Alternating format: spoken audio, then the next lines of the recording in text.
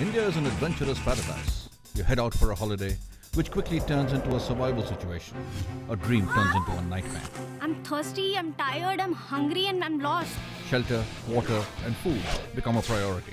A fire to keep you warm. But how? I'm Chandan Lahiri from OTA Survival School. I'll give you some tips and show you some tricks to use in a self-reliant situation. Do not think problems can only happen to other people. It can happen to you. It is said that the more you carry in your head, the less you'll need to carry in your backpack. That's true for gear, it's true for equipment, and it's true for food. You might need to carry a lot of food when you're out on a multi-day hike, canned food, raw materials to make food from back at home. But if you know what to do when you're out in the jungle, you may not need to carry as much. I've just set up some snares, and hopefully in a couple of hours, I should have a meal. But one thing which I face when I'm running a survival school course, or a bunch of friends, we're planning to go out into the wilderness for a couple of days. One thing which people keep asking me, what about food? Is it going to be vegetarian, non-vegetarian? Let me give you a tip about being vegetarian, non-vegetarian, particularly when you're out in the wilderness, and more so when you're in a survival situation. Because when you're in a survival situation, it's a question of survival. You need to get calories into your body because you could be lost, you could be injured, you could be panicking, frustrated, not knowing. If you start worrying about the food that you're going to be eating, whether it's going to be vegetarian, whether it's going to be non-vegetarian, but I'm a vegetarian, how can I eat a rabbit? How can I set snares? How can I kill an animal and then end up eating it? You'll have a far more difficult time out in the wilderness. A survival situation does not distinguish between vegetarians and non-vegetarians. You have to eat to survive, and you need to eat what you can catch, what you can hunt, what you can find. Sure, there are lots of plants available which can provide you with a meal. Fruits, other plants that you can either eat raw or you can cook it on a fire.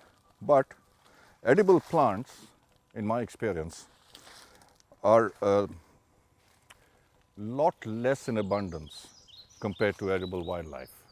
You can set up a couple of traps, snares, and in a few hours, you'll catch yourself a meal. You'll catch a rabbit, you'll catch a mice, you'll catch something which will help you get those calories, get those energy into your body. But if you're squeamish about what you are eating, particularly in the wilderness, and you will not eat anything but vegetarian food, you might end up with a problem. So my suggestion is, a survival situation is not necessarily something which you're used to, certainly not something you're used to. It is a survival situation, and you have to survive. And if you have to survive, you have to get calories in. And please, drop your prejudices, drop your inhibitions. Eat what you can. You can go back to being a vegetarian when you're back in the city. But in a survival situation, don't be squeamish. Drop your prejudices. I see an anthill there. There's a termite mound.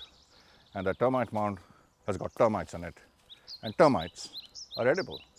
They're small little animals, little creatures. You can pop a bunch of them in your mouth, eat them. It'll give you a little bit of energy. But if you're a vegetarian and you don't want to eat that, you'll go hungry. So my suggestion is, forget the fact that you're either a vegetarian or a non-vegetarian. Just remember, to survive, you need to eat, and you need to eat what you can find, what you can hunt, what you can catch, what you can trap, what you can snare. You need to get calories inside your body.